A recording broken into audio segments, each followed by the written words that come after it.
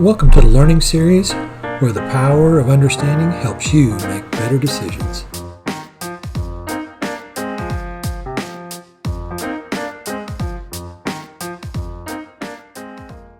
All right, everyone. I wanted to just share some insights, give you some quick facts and things to focus on if you're newborn. You might feel that they might have some possible autism characteristics or tendencies. So I've labeled this the FAST 15 important things I'd recommend that you think about and focus on during this early time. First is there's a lot to process here. And so just realize that. Don't get overwhelmed by it. Just take it one step at a time. And some of the things I'll mention to you here will help you do that. So next is, what is autism? So autism is a lifelong developmental disability. It is primarily seen during the early childhood years, and it impacts social skills. It also impacts communication and then self-regulation. Next, a vital resource to connect with and really improve your knowledge is the Autism Society of America. Their website's here. I'd encourage you to reach out to them, sign up for their newsletter, and get as much information as you can. Next is your pediatrician. They're the first person you should really start to speak with if you have some concerns. They're a wealth of information and they can guide you. Next is to reach out to early intervention service providers, and your pediatrician will recommend these to you.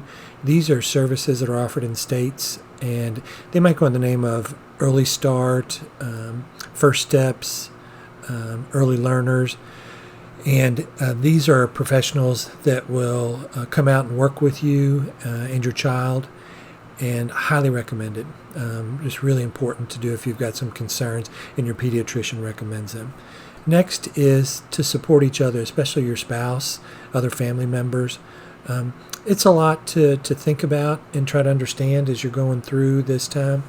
So support each other. Realize that you're not doing it alone. Number 7 there. Things to change over time so that you're not overwhelmed in thinking that this is the way things are going to be, especially if you've got big concerns. Things are going to change over time. Give it time. Don't rush to assume anything, especially in the early developmental years. Children change a lot. So just be attentive and watchful, and don't really assume anything necessarily. Number 8 there, you're your child's best advocate. So you need to stay healthy and informed and positive to advocate for your child. No one else is going to advocate as much as you will. So just realize that, and you need to stay healthy. Number 9. Making time for yourself. This is a long journey. You need to take care of yourself in a lot of ways, physically, emotionally, spiritually, etc. So make time for yourself. Sometimes people get really consumed by their children and doing what is best for them. But if you can't take care of yourself, you can't take care of your children. Next is the why me question. A lot of people get into this and say, well, why this happened to me? Were there issues that that cause this, etc., etc. And I really want to encourage you to fight that. Focus on your child and what you need to do to help your child, newborn especially. Find others that are kind of in the same circumstance as you, so you can share information, discuss things, participate in groups with them, etc. It's always good going on this journey with others like yourself. Setting up a healthy home environment. This is really critical, and if your pediatrician recommends some specialists to come and work with you in those early step kind of specials I mentioned a minute ago, they'll recommend setting up your home in a way that's healthy in regards to having schedules, being consistent with your expectations with your child, working on communication skills, social skills, etc. So doing that at home, not just when that therapist is there, is vital. Next one is, what are your public schools? What are the special ed services like there?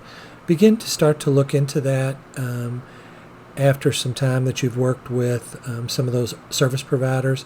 So you have an understanding of what is available there through the public school system. Next is how to access those school services.